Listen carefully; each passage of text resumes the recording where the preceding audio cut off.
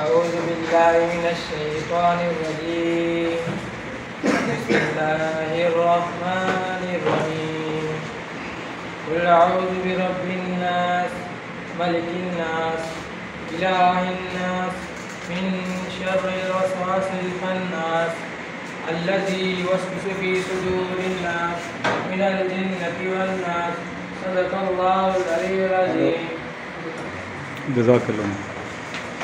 तो इस तिलावत कुरान पाक के बाद हम अपने इन मेहमानों को गज़ाली स्कूल में आने पर खुशामदीद कहते हैं तहे दिल से।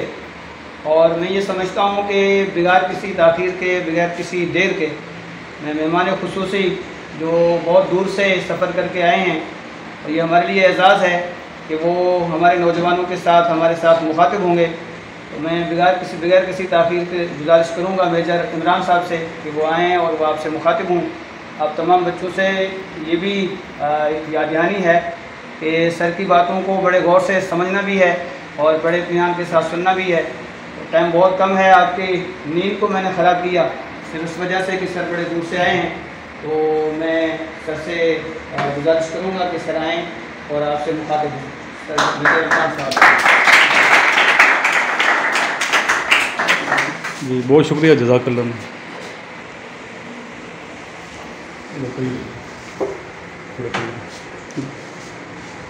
बिस्मिल्लाहिर्रहमानिर्रहीम। सबसे पहले दुरूद पढ़ लें। अस्सलातु वस्सलामु अलैका या सय्यदी या रसूल अल्लाह व अला आलिका व अस्हाबिका या सय्यदी या हबीब अल्लाह।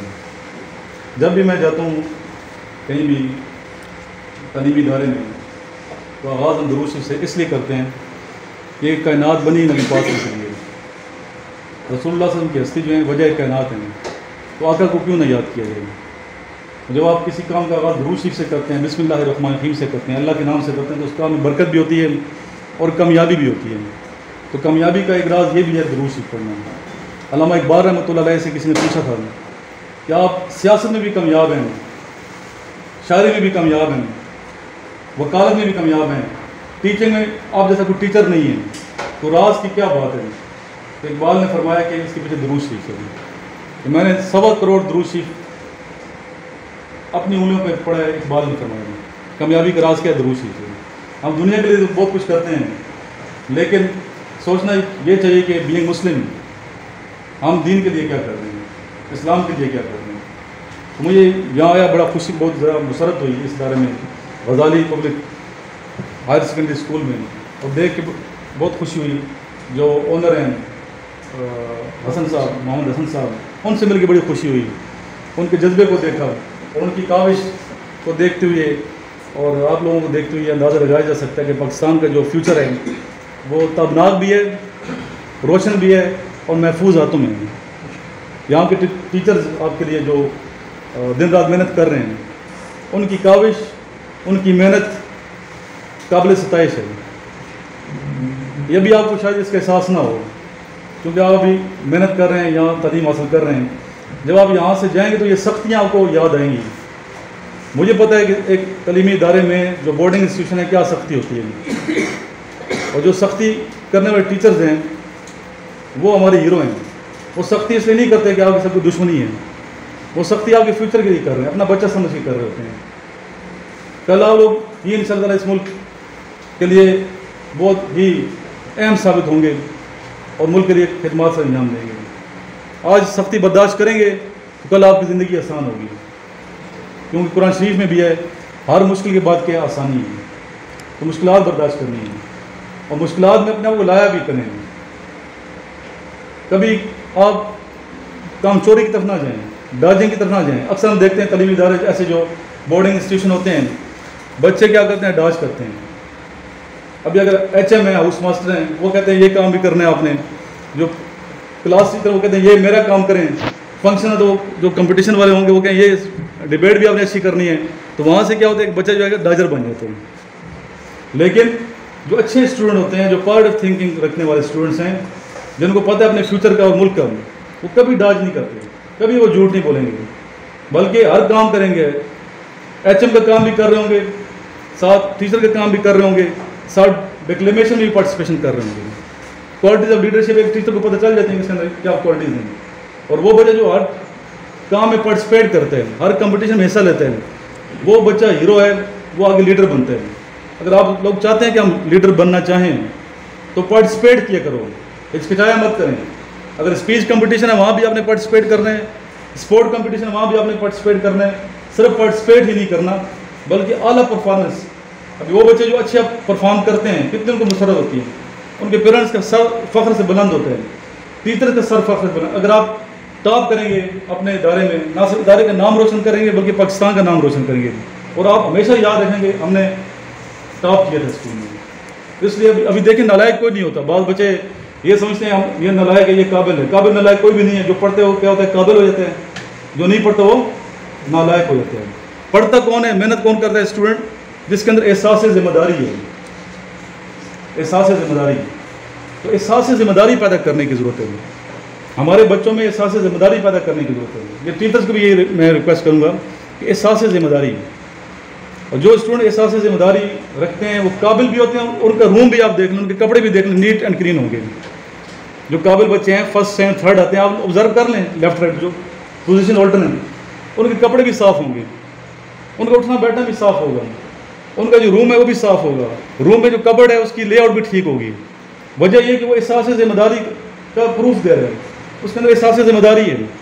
इसके अलावा जो बच्चा नालायक होगा वो चूँकि पढ़ता नहीं, एहसास जिम्मेदारी उसके अंदर नहीं है, वो फील ही नहीं करता कि मेरी क्या जिम्मेदारी है, वो पढ़ाई में भी पीछे रह जाएगा, कपड़े भी ख़राब होंगे और हर जगह उसकी इंसल्ट भी होगी। तो इसलिए बच्चे आज मेरा मैसेज यही है इस स्कूल में बच्चों को जो मैं सुनते हैं यूट्यूब पे सुनते हैं कि अपने अंदर आपने एहसास जिम्मेदारी पैदा करनी है, और ये एहसास जिम्मेदारी आपको आगे कामयाबी से मीनार करेगी। अभी आप इंशाल्लाह प्रैक्टिकल लाइफ में आ जाएंगे, तो प्रैक्टिकल लाइफ में जो भी आपकी रिस्पॉन्सिबिलिटी होगी वो आपने पूरी ईमानदारी और खुलूस के साथ करनी है। करेंगे तो आपको सेटिस्फेक्शन मिलेगी, इनर सेटिस्फेक्शन। फिर हमारे जो बच्चे ना, बल्कि अक्सर लोग बड़े भी स्टेटस के चक्कर में होते हैं कि मेरा स्टेटस ये नहीं है, ये मेरा स्टेटस नहीं है। स्टेटस को छोड़ दो, हर काम करने आते हैं। अभी देखिए अफगानिस्तान वाले अफगानी जो हैं कितने काम करते हैं, छोटे छोटे काम भी करते हैं, आगे तरक्की कर रहे हैं। हम लोग क्या करते हैं, काम नहीं करते। हम कहते हैं यार ये मेरी जिम्मेदारी नहीं है, मेरे मतलब स्टेटस नहीं है, स्टेटस से नीचे काम है ये। स्टेटस को निकाल दो। अगर नौकरी आपके पास नहीं है, छोटे से काम से नौकरी शुरू कर दें। Aahista Aahista with the passage of time आप इंप्रूवमेंट की तरफ जाएंगे, आपकी इज़्ज़त भी होगी और आप तरक्की भी करेंगे और पाकिस्तान भी तरक्की करेगा। तो इसलिए अपने स्टेटस को छोड़ दें, टारगेट रखें ऊंचा, मंजिल बुलंद रखें, सितारों से आगे जहाँ और भी हैं, ठीक है। लेकिन जो काम मिल रहा है वो काम करें। इस तरह बेरोजगारी भी ख़त्म होगी, मुल्क तरक्की भी करेगा। तो जो भी आपको काम मिलता है, जो भी जिम्मेदारी आप उसको ऐसा तरीके से खुश असलूबी से अंजाम देने की कोशिश करेंगे तो इंशाअल्लाह आपको इसमें फ़ायदा होगा। तो बेटा चूँकि मेरा ताल्लुक अकेडमी के साथ है, तैयारी में करवा रहा हूँ बच्चों को इसकी आर्मी नेवी एयरफोर्स की, इनिशियल टेस्ट के हवाले से, ISB के हवाले से बेशुमार लेक्चर मैंने अपलोड किए हैं यूट्यूब पे। 2 मेरे चैनल हैं, एक का नाम सक्सेसफुल लाइफ है, एक का नाम सर इमरान है। आप जाएंगे यूट्यूब पे तो सामने आ जाएंगे, सर इमरान लिखेंगे, साथ PMA लिखेंगे, PMA, ये सर इमरान के नाम से और भी चैनल्स हैं। सर इमरान PMA लिखेंगे, मेरे लेक्चर को सामने आ जाएगा। सक्सेसफुल लाइफ लिखेंगे, साथ PMA लिखेंगे तो लेक्चर सामने आ जाएगा। वहाँ आप लेक्चर सुनते भी हैं और उसको फॉलो भी करें। इंशाल्लाह डेली आपने नॉलेज हासिल करने हैं। तो इस हवाले से किसी किस्म का क्वेश्चन हो, क्वेश्चन नहीं होगी, क्वेश्चन आंसर में इस लेक्चर को करूँ, कन्वर्ट कर दूँ। तो कोई भी किसी किस्म का क्वेश्चन है तो मेरे से आप पूछ सकते हैं। जी, क्वेश्चन आपने पूछना लाजमी है, ठीक है। पूछें भाई। अब और इनिशियल टेस्ट के बारे में, initial test Pakistan army, sir ऐसे कौन से तरीके के इकदाम होते हैं जो हमें लेने चाहिए पाकिस्तान आर्मी इनिशियल टेस्ट के लिए? सबसे पहले ठीक है, बैठ जाइए। इस बच्चे ने इनिशियल टेस्ट का पूछा है। पहली बात तो ये, अभी इनिशियल टेस्ट साल में 2 दफ़ा होते हैं। एक आता है अप्रैल में PMA लॉन्ग कोर्स की बात, आप बैठ जाओ, और दूसरा होता है अक्टूबर में। हर साल अक्टूबर में वैकेंसीज आती हैं और अप्रैल में आती हैं। अप्रैल वाली वैकेंसी के टेस्ट होते हैं मई में, और जो भी आएंगे अक्टूबर में आएगा उसके टेस्ट स्टार्ट हो जाएगा नवंबर में। आपने पूछा कि कैसे टेस्ट पास किया जा सकता है, कौन से ऐसे इकदाम किए जा सकते हैं कि टेस्ट हमारा आसानी से क्लियर हो। तो बच्चों की चूँकि डायरेक्शन नहीं है, मेहनत कर रहे होते हैं, अन्नावाज जा रहे हैं, समझ नहीं किधर, इतने नोट्स जमा कर लेते हैं, PDF फाइलें ग्रुप्स ज्वाइन किए होते हैं, पेजेस पे कंफ्यूज हो जाते हैं। अपने आप कंफ्यूज नहीं करना, अपने आप को कंफ्यूज नहीं करना, वो चीज़ पढ़ें जो आती है, जो आपको काम दे। तो इस हवाले से आपको ये मालूम होना चाहिए कि सबसे पहले जो टेस्ट होता है वो होता है इंटेलिजेंट टेस्ट। कौन सा टेस्ट होता है? Intelligent test. इंटेलिजेंट टेस्ट के दो हैं, कुछ जहानत चेक की जाती है, अगर जहीन उस लेवल का नहीं है तो आदमी उसको नहीं लेती। ज़्यादा उसने कमीशन अफसर बनना है, लीडर बनना है, मुल्क की बागडोर संभालनी है, उसको जहीन तो होना चाहिए, उस लेवल का जहीन होना चाहिए जो उसकी रिक्वायरमेंट आर्मी की। तो उसमें दो तरह के टेस्ट होते हैं इब्तदाई टेस्ट में, जो इनिशियल टेस्ट है। पहला होता है वर्बल और दूसरा होता है नॉन वर्बल। तो वर्बल और नॉन वर्बल में फ़र्क पता है आपको? किसी बच्चे को वर्बल कैसे कहते हैं, नॉन वर्बल आपको पता होगा, बताएं। वर्बल जिस चीज़ में एक जैसी चीज़ हो उसे वर्बल कहते हैं, और जो अलग हो उसे नॉन वर्बल। नहीं, आप बताएं बच्चे, verbal non verbal. I think sir जो वर्बल कहते हैं ना, इसके जैसे कुछ सवाल वगैरह होते हैं जो रिटन में लिखे होते हैं, स्टेटमेंट में नहीं होती है, हाँ, गुड, सही कह रहे हो, फिगर बनी होती है, वो नॉर्मल। इसके लिए क्लैपिंग कर दूँ। जो शेप्स हैं वो क्या होंगे? नॉन वर्बल होंगे। शेप्स इसमें होते हैं, डायग्राम होंगे, शेप्स, वो नॉन वर्बल हैं। वर्बल में जैसे वर्बल का मतलब है लफ्जी, जिसमें कोई स्टेटमेंट हो। इसी प्रकार की किस्में हैं, बहुत सी किस्में हैं, फिर उसमें मैं लेक्चर अपलोड की हुई हैं, आप देख सकते हैं वहाँ से। तो वर्बल के टोटल क्वेश्चन आते हैं 84 और नॉन वर्बल के आएंगे 64। दोनों का कंबाइन रिजल्ट है 84 और 64। कितने हो गए टोटल? 148। 148 दोनों का टाइम आधा घंटा है। 30 मिनट वर्बल का है, 30 मिनट नॉन वर्बल के हैं, और कंबाइन रिजल्ट है। दोनों में आपने 65% नंबर लेने हैं। अगर आपने 65% नंबर लिए तो आप पास कंसीडर, अदरवाइज फिर सॉरी लिखा जाएगा और 6 महीने के बाद आएंगे, फेल हो जाएंगे। तो इसलिए आपने इसकी तैयारी करनी है, वर्बल नॉन वर्बल की अच्छे तरीके से प्रिपेयर करना है। एक तो मेरे नोट्स हैं, वो आप लोगों के पास होते हैं, सब बच्चों ने लिए हुए नोट्स, वहाँ से तैयारी करें। कुछ वेबसाइट्स हैं, pak1.pk, ये भी अच्छी वेबसाइट है, यहाँ से गो टेस्ट, यहाँ से तैयारी करें। तो आपने सही अच्छे तरीके से प्रिपेयर करना है। और दूसरा टेस्ट जब ये क्लियर हो जाएगा वर्बल नॉन वर्बल, जिसमें आपने कम से कम 95 नंबर ले लेंगे, 148 में 95 लें तो 65% बनता है, पास हो। उसी टाइम कंप्यूटराइज टेस्ट हैं, उसी टाइम लास्ट क्लिक करेंगे तो लास्ट क्लिक पे खुल जाएगा आपका एकेडमिक टेस्ट। एकेडमिक में 5 आपने तैयारी करनी है, 5 टेस्ट उसके होते हैं। नंबर 1 इस्लामियात, नंबर 2 पाक study, number 3 maths, number 4 English, number 5 general knowledge, high level का जनरल नॉलेज, FSC लेवल का सिर्फ नहीं कि आपने FSC को किताबें पढ़ी है टेस्ट पास कर, नहीं, आपने हर चीज़ पढ़नी है। आपको स्विस कनाल का पता होना चाहिए किधर है, उसकी लंबाई कितनी है, दीवार चीन की बुलंदी कितनी है, बात है ये समझ।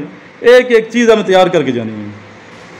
इसमें कुछ बायो के क्वेश्चन भी आते हैं, वो भी आपने याद करने हैं। कुछ इसमें ऐसे टेक्निकल क्वेश्चन आते हैं जो बच्चे तैयार नहीं करते, वो आपने मैथ्स के आते हैं, हाइपरबोला पैराबोला के क्वेश्चन आ रहे हैं, स्टैटिस्टिक्स के क्वेश्चन आते हैं। तो इसके टोटल जो क्वेश्चन हैं होते हैं 50। कितने होते हैं?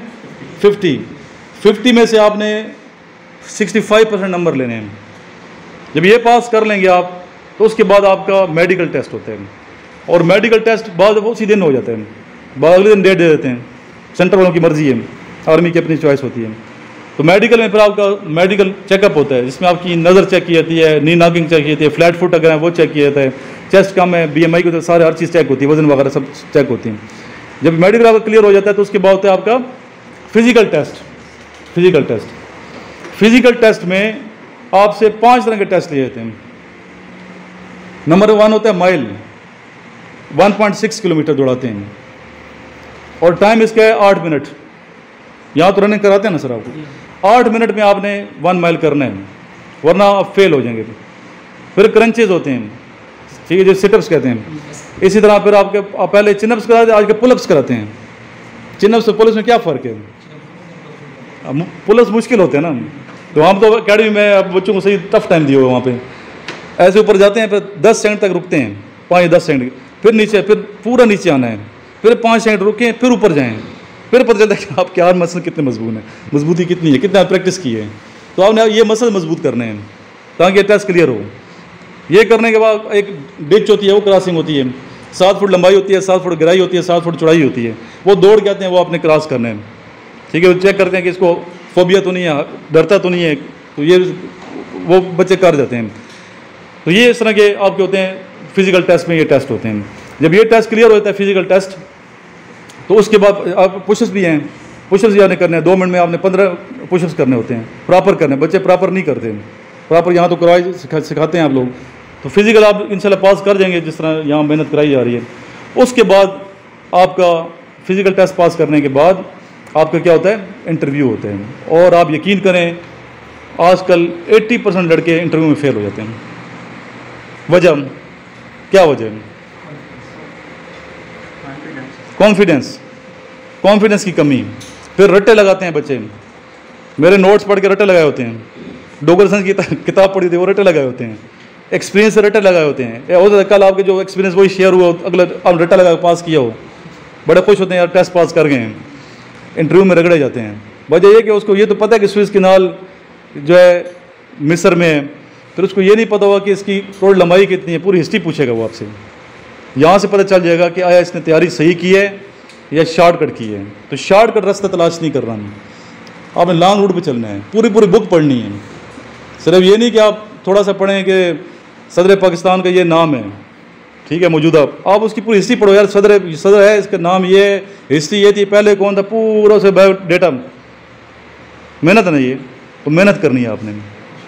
खुर्शीद शाह हैं आपके एरिया के, उनका पूरा पता हो किस पार्टी के हैं, किधर, पूरा पूछ सकते हैं आप इस एरिया के। वहाँ खुर्शीद शाह हैं, ठीक है, किस चीज़ के वज़ीर हैं, किस महकमे के वज़ीर हैं, कितने अरसे से, कौन सी पार्टी है, तो कंप्लीट पता होना चाहिए।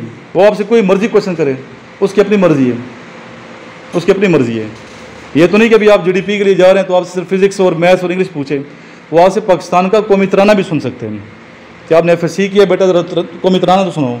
वहाँ बच्चे क्या होते हैं, कन्फ्यूज़ हो जाते हैं। तो इसलिए हम कहते हैं कन्फ्यूज़ नहीं होना। कन्फ्यूज़ ना होने के लिए फिर ज़रूरत है समर किया कि हाँ पार्टिसिपेशन किया करें, डाइस पे आके लेक्चर जितने भी आपके मॉर्निंग असम्बली होती होगी यहाँ पे, जिस तरह मिलिट्री का जेल वगैरह में, क्यों तीनों में मेरा वो मिलिट्री का जेल हम सुई तीनों में मैंने सर्विस की है, तो वहाँ काफ़ी बच्चों को सिखाया जाता है, मेहनत कराई जाती है। तो यहाँ मैं देखा, बिल्कुल अभी मैं सर को कह रहा था, उसी तरह का सेटअप है माशाल्लाह यहाँ पे। और आपको एक माहौल मिल गया है, खुशकिस्मती है आप लोगों की, कितना अच्छा माहौल, इतने अच्छे टीचर्स आपको मिले, तो इस चीज़ फ़ायदा उठाएँ। अभी फ़ायदा आपने खुद उठाना है। खड़े होने की जगह को बनाए तो बैठने की जगह इंसान खुद बनाता है। टीचर का काम 20% है, पहले पीछे भी लगे, 80% आप मेहनत आपने खुद करनी है। नहीं करोगे तो रह जाओगे। करेज पैदा करें। क्या पैदा करें? करेज पैदा करें, मेहनत करें। शेड्यूल एक सर ने बनाया होगा अपने इदारे का, एक शेड्यूल आपका अपना ज़ाती होना चाहिए। कोई बच्चा मैथ्स में वीक होता है, कोई इंग्लिश में वीक होता है, जो कमी है वो दूर करनी है, कमी दूर करनी है। देखें कितने चांस देती है, 3 चांस आपको ये आर्मी दे रही है, ISB में 2 चांस है, फिर आप BS के बाद फिर 1 चांस मिल जाता है कैप्टन के लिए, 3 चांस फौज दे रही है, पब्लिक सर्विस कमीशन के 2-3 चांस हैं, ऐसे ही है सर। फिर आपको CSS के 2-3 चांस होते हैं, 2-3 चांस, ये टोटल कितने चांस हो गए। फिर वापडा में जाते हैं, एटॉमिक एनर्जी में जाते हैं, कितने चांस ही चांस मिलते हैं। अगर 10-12 चांस के बाद भी एक बंदा कहे कि मैंने इतनी तालीम की है और मुझे अफसरी नहीं मिल रही, 17 ग्रेड नहीं मिल रहा, तो इसका मतलब क्या है, कमी कुछ उसके अंदर थी, कमी कुछ उसके अंदर थी। मैं देखिए मैं हर जगह सेलेक्ट हूँ। PF में मैंने अप्लाई किया, PF मेरी सिलेक्शन हो गई, आर्मी में किया, आर्मी में सिलेक्शन हो गई, पब्लिक सर्विस कमीशन दिया 2 दफ़ा, दोनों में पास हो गया, फेडरल पब्लिक सर्विस कमीशन वापस, सारे प्रूफ पड़े हैं मेरे पास, 6-7 जगह मैं सिलेक्ट हो गया। इसके पीछे क्या है? मेहनत है, मेहनत की जाती है। हम लोग मेहनत करते भी हैं, मेहनत सिखाते भी हैं। और ये बताया मेहनत की कैसे जाती है। अभी मैं सर को कह रहा था, मैं टोटल अभी इस टाइम कितने मिनट सोता हूँ, 15 मिनट सोता हूँ, और उस टाइम सोता हूँ जब नींद आती है। लेकिन बच्चे जो हैं वो मेहनत नहीं करते, स्टूडेंट जो हैं वो मेहनत नहीं कर रहे, उस लेवल की मेहनत नज़र नहीं आती। तो मेहनत करो। अफसर बनना कोई मुश्किल नहीं है, बहुत आसान है। इस मुल्क में आगे निकलना बहुत आसान है, लेकिन शर्त यह कि आप थोड़ी सी मेहनत कर लें। अभी पेपर कितने देते हैं, कॉलेज के बच्चे आते हैं, मैक्सिमम पेपर खाली होते हैं। मैक्सिमम पेपर क्या होते हैं? लिखते ही कुछ नहीं है।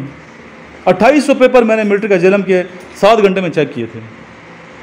7 घंटे मैंने 2800 पेपर चेक किए थे। उन्होंने कहा कैसे चेक कर लिया 2800 पेपर 7 घंटे में?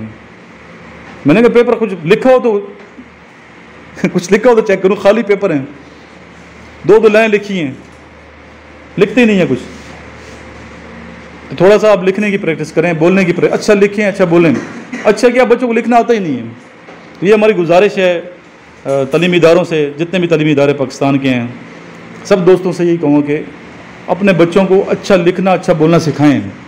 इंग्लिश नहीं आती बच्चों को सही, FSC में नंबर लिए होंगे 90%, उसे कहें डाइस पे खड़ा टॉपिक ये है, बोलो बच्चे, ऐसे खड़ा हो जाता हूँ, नहीं बोल सकता हूँ।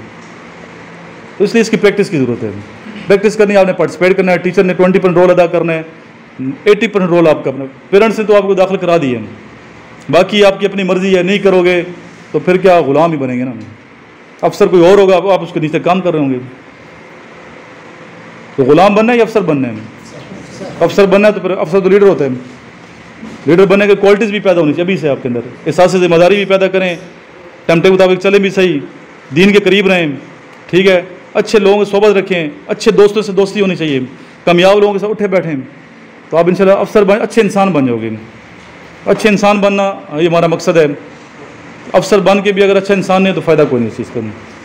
तो और कोई क्वेश्चन तो पूछेंगे जी। सर मेहनत क्या है वो थोड़ा बताएं। मेहनत तो हर कोई करता है ना, मजदूर भी करता है, ये हम भी करते हैं, ये जो स्टूडेंट्स है ये भी करते हैं, लेकिन ये है क्या, ये बताएं। बैठ जाए। देखिए आज मेहनत जो है ना, बहुत बच्चे लोग करते हैं, मैंने गलत मेहनत कर रहे होते हैं। पहले तो ये सोचने की मैंने मेहनत किधर करनी है। पहले तो अपना एक लाहेमत बनाए ना, टारगेट बनाए, ठीक है। अगर आप कवा देखेंगे तो क्या बनोगे? कवा देखोगे तो क्या बनोगे? कवा बनोगे ना। जहाज देखोगे क्या बनोगे? पायलट बनोगे। आपको मैं कवा भी दिखा सकता हूँ, जहाज भी दिखा सकता हूँ, बेटा ये कवा है, आपको मैं जहाज भी दिखा सकता हूँ। सोच को यहाँ बदलने की ज़रूरत है। सिम बदल दो। अच्छा, दिमाग में सिम फिट किया ना, और सिम क्या बच्चों की सिम होती है, सिफारिश है, रिश्वत है, ये है वो, नेगेटिविटी और गलाजत भरी हुई है। उस गलाजत को निकाल दो। पहले ही जहन में नेगेटिविटी है, उस बच्चे ने क्या तरक्की करनी है? वो फेल ही होगा ना। पहले उसके जहन में ये 90% होता है कि मैं फेल हो जाऊँगा, तो पास हो सकता है वो। एक बच्चे के जहन में अगर ये है कि यार मैं हो जाऊँगा, एक सीट क्यों ना, 1 लाख बच्चा अप्लाई कर रहा है, एक सीट है मैंने सेलेक्ट होना है, तो वो सिलेक्ट हो जाएगा। तो यहाँ से सिम बदलने की ज़रूरत है, दिमाग की सोच बदलने की ज़रूरत है। सोच बदलेंगे फिर आप मेहनत करोगे, मज़ा भी आएगा। वरना आप लगे रहोगे ऐसे धक्के पे। मेहनत करा है, कोई करा रहा है, जगा रहा है तो जागोगे, नहीं जगाएगा तो उठोगे नहीं। टीचर बेचारा पीछे डंडे ले के, ठीक है, ऐसे फिर बच्चे नाकाम हो जाते हैं जिनको टीचर जगाने के लिए आए। और वो बच्चा हमेशा कामयाब होता है जो खुद उठता है, खुद नमाज के लिए जाता है, हर जगह खुद खड़ा होता है, उसके अंदर एहसास जिम्मेदारी है। तो आज के बाद ये सोचे मैंने खुद करना है, बजाय टीचर आए मेरे पास रूम में, मैंने खुद तैयार हो कि यहाँ पहुँचना है, जो भी टारगेट्स हैं मैंने खुद करने हैं। बल्कि एक्स्ट्रा खुद टीचर को कहा मैंने यहाँ पार्टिसिपेट करना है, ये यहाँ भी मैंने पार्टिसिपेट करना है, यहाँ भी करना है, यहाँ भी करना है, यहाँ भी करना है, लगन पैदा करें। तो मेहनत नहीं करो। मेहनत क्या है? आपके अगला बंदा आपको पागल कहे, क्या कहे? पागल कहे, यार ये पागल है। मेहनत इसको कहते हैं, पागलपन का नाम है, जुनून का नाम है मेहनत। जी नेक्स्ट कोई पूछे? सर ISS भी क्या है और इसको कैसे पास करें? ISS भी तो बाद की बन जरा बैठ जाए। पहले आपका देखें इनिशियल टेस्ट होते हैं। क्वेश्चन है सर मेरे पास, क्योंकि ज़्यादातर जो बच्चे टास्क अपना फिट करते हैं वो FSC लेवल पे करते हैं। उससे पहले ऐसा कौन सा मशवरा आप बच्चों को देना चाहेंगे कि FSC से पहले वो अपना टास्क सेट कर लें, ताकि वो SSB तक ISSB तक जो पहुँचने तक अपना टास्क क्लियर कर लें। जैसे मिसाल के तौर पे एक्सरसाइज की आपने बताई बातें, और जब तक FSC में वो पहुंचते हैं उससे पहले कौन सी चीज़ें उनको क्लियर करनी चाहिए, वो थोड़ा इनको मशवरा बता दें। बच्चों के लिए भी मशवरा है और हुकूमत पाकिस्तान के लिए भी मशवरा है, सबके लिए एक मशवरा मैं दूंगा। हुकूमत को मशवरा है, बल्कि हम तो दरख्वास्त कर सकते हैं, आवाज़ आगे आपने पहुँचानी है हमारी। वो ये कि एक ऐसा सब्जेक्ट होना चाहिए तालीमी इदारों में जिसमें मुख्तलिफ सब्जेक्ट के बारे में थोड़ा सा पढ़ाया जाए। कि MBA करेंगे तो MBA के क्या स्कोप है, MSc अगर मैं करता हूँ इसमें फ़िज़िक्स में उसका क्या स्कोप है, मैं कहाँ कहाँ जा सकता हूँ। अगर मैं कंप्यूटर साइंस में IT में करता हूँ, MS करता हूँ, कि मुझे कहाँ नौकरी मिल सकती है। इस तरह का सब्जेक्ट ही नहीं है। बच्चे पर क्या करते हैं, देखा देखी। MBA का दौर है, लोग सारे MBA कर रहे हैं, कंप्यूटर साइंस का दौर है, सारे कंप्यूटर साइंस कर रहे हैं, कोई पता नहीं है कि क्या इसका स्कोप है। तो ये ज़रूरत है हुकूमत पाकिस्तान की भी, और ये ज़रूरत है तालीमी इदारों के जो जितने ओनर्स हैं, बच्चों को ब्रीफ करें, स्पेशलिस्ट को बुलाएं। फिर बच्चे जो हैं उन्हें पता चलेगा अच्छा ये मैंने फ़ौज में जाना है, आर्मी में जाना है, तो इसके लिए मैंने ऐसी मेहनत करनी है। मेहनत तो सारे कर रहे हैं ना, इस बच्चे जैसे का सारे मेहनत कर रहे हैं, डायरेक्शन का नहीं पता है, डायरेक्शन का नहीं, ये अलमिया बहुत बड़ा। तो डायरेक्शन का आपने तयन करना है, फिर उसके मुताबिक चलना है। जैसे मैं बताया कि आर्मी में जाएंगे तो आपने फिजिकल टेस्ट होगा, ये होगा, नहीं बच्चों को पता होता। तो ये फिर ज़रूरत है कि अच्छे अच्छे स्पीकर्स को बुलाएं, गेस्ट स्पीकर को बुलाएं। आप लोग पूरे मुख्तलिफ मीडिया हैं आजकल, वहाँ से भी सर्च कर सकते हैं। जी नेक्स्ट क्वेश्चन है बेटा जी, आप सर कोई क्वेश्चन है? लास्ट में मैं इनवाइट करूंगा सर को, शमसुद्दीन खोसू साहब को, कि सर तशरीफ़ लाएं, थोड़ा सा अपने ख्यालात का इज़हार करें।